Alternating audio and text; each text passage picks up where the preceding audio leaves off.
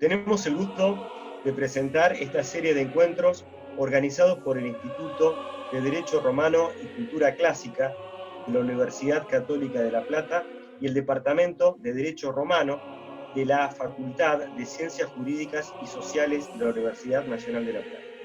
En este espacio contaremos con la valiosa participación de personalidades vinculadas al derecho romano. En esta oportunidad los invitamos a compartir el diálogo entre Haroldo Ramón Gabernet, director del Instituto de la Universidad Católica y del Departamento de la Facultad de Ciencias Jurídicas y Sociales, conjuntamente con Alfredo Gustavo Di Pietro, profesor de Derecho Romano y que se destaca también como decano de la Universidad Católica de Temuco en la República de Chile.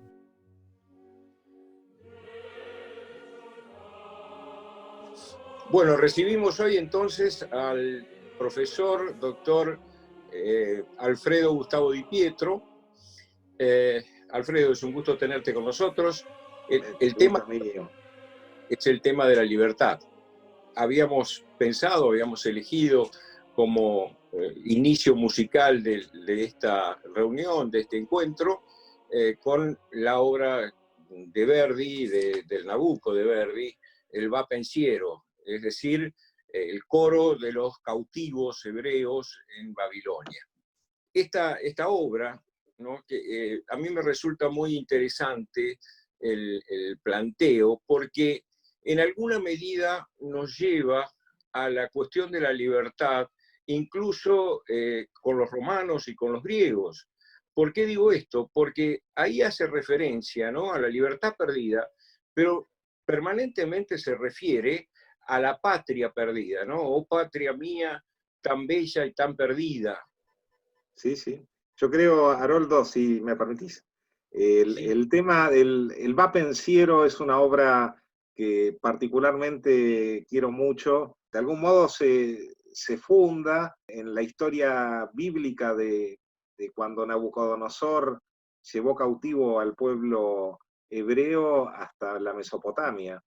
Y es un poco lo que relata el Salmo 137, que dice: junto a los ríos de Babilonia nos sentábamos a llorar acordándonos de Sión, que tiene todo, yo creo, un significado no solo histórico, sino también teológico, ¿no? Esa idea de omnia patria si bella e perduta, la patria perdida, que en el fondo contrapone la idea del paraíso en relación a la esclavitud del pecado, ¿no? Y creo que tiene aparte aspectos musicales que exceden el marco de esta clase, pero es una obra sumamente sencilla en la cual todas las voces cantan al unísono, vale decir que no hay, sino desde el punto de vista de la textura musical de la obra, es una obra en muchos aspectos simple, salvo en la parte del coro donde se cuadriplican las voces. Pero creo que en este aspecto es una obra que, como punto de partida para esta clase que estamos haciendo, no podría haber sido elegida mejor. Alfredo, es interesante que el final de la obra esta que estamos haciendo referencia como marco para la charla que estamos teniendo, habla de que el Señor inspire un canto que al padecer infunda virtud. Está en consonancia directa con lo que vos decías de la referencia al Salmo. Hay una cuestión que a mí me interesa marcar. El tema de la libertad siempre lo estamos relacionando con la libertad política, ¿verdad? Se lo relaciona más con esa situación o relación del hombre respecto del poder del Estado o de quien ejerza el poder. Por ejemplo, Festugier hacía referencia, dice: el fundamento del régimen democrático es la libertad. Esto lo había tomado de Aristóteles. Y hace una cuestión interesante que tiene relación con esto y que a veces no vemos, y es la libertad, ¿no? Dice: la libertad cristiana se ve en un plano espiritual y moral.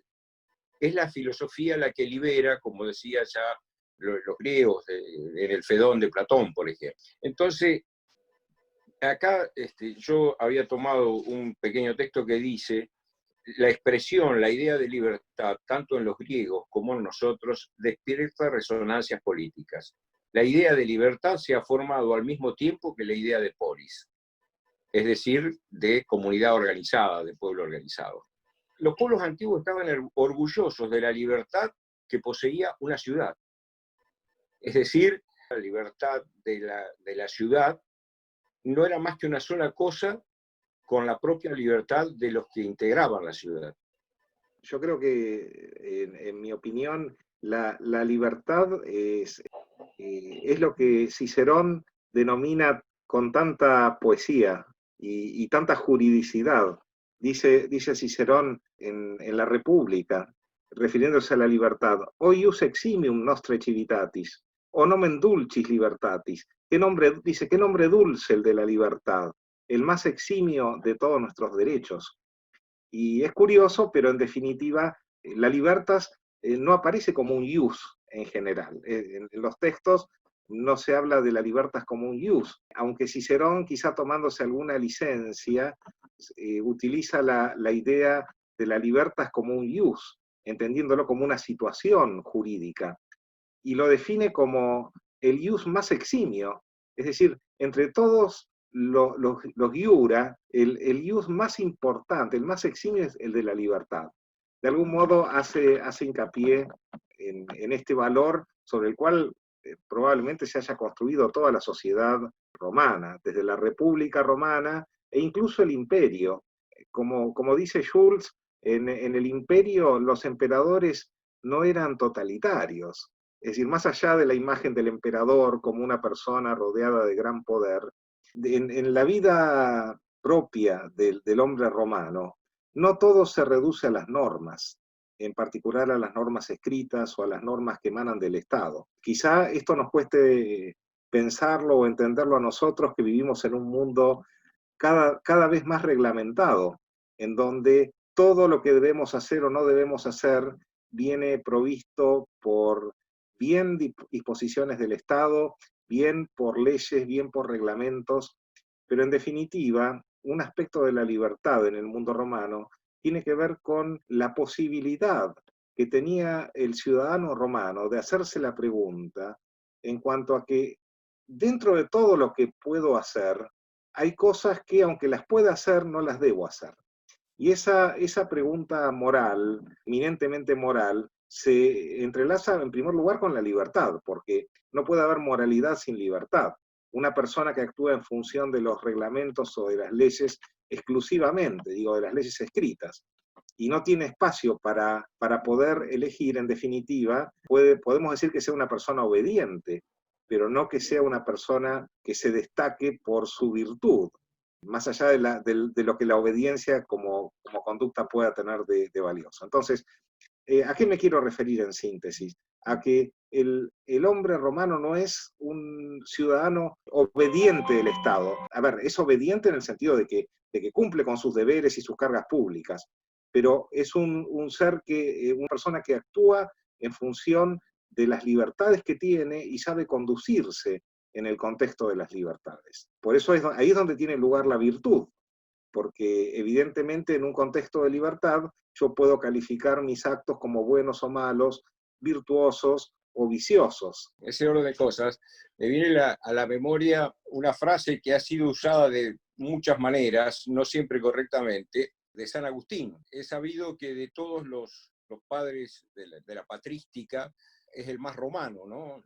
Evidentemente. Y él tenía una frase que decía: ama y haz lo que quieras. Y esto ha sido interpretado de muchas maneras, incluso como un permiso al libertinaje. Lo que pasa es que acá el haz lo que quieras, el ejerce tu libertad ampliamente, pues está condicionado por el ama. Y el ama, ese ama, está referido justamente a respetar las virtudes. En definitiva, es el amor a Dios al que está haciendo referencia, es decir, el amor a la perfección, el amor a aquello que es trascendente. Y sin eso, ese haz lo que quieras no tendría sentido. Sí, sí. En otra frase que se le atribuye a Agustín, dice algo parecido, que es muy interesante, dice: in necessaris unitas, indubis libertas et in omnibus caritas. Dice, en las necesidades la unidad, en la duda, cuando hay duda, la libertad, pero en todo la caridad. Pero lo importante es esa idea de indubis libertas, donde hay duda, la libertad. Ese pensamiento, yo creo que, sea o no sea de Agustín, se ajusta al pensamiento romano, porque los romanos en el fondo, salvo en la época de la monarquía, donde padecieron el poder del Estado en su aspecto más valioso, ¿no es cierto? Padecieron el abuso del poder por parte de los reyes. Creo que la lección la aprendieron y nunca más volvieron a sufrir ese tipo de problemas. Sufrieron otro tipo de problemas, pero el abuso del poder que significó la monarquía fue algo que para ellos como experiencia política fue superado en la posteridad, incluso en la época imperial, donde se cometieron errores, abusos, etcétera, pero en un grado que no podríamos comparar con lo que significó para los romanos la experiencia de los primeros años de vida. Sin duda muy interesante lo que hemos escuchado acerca de la libertad. Queremos agradecer también al International Opera Choi de la ciudad de Roma, que nos prestó su versión de Va Pensiero para ilustrar el presente diálogo. Compartimos el link para que puedan escuchar una versión completa. Pero sin duda han quedado temas pendientes, temas que podemos tratar en futuros encuentros en los que los esperamos.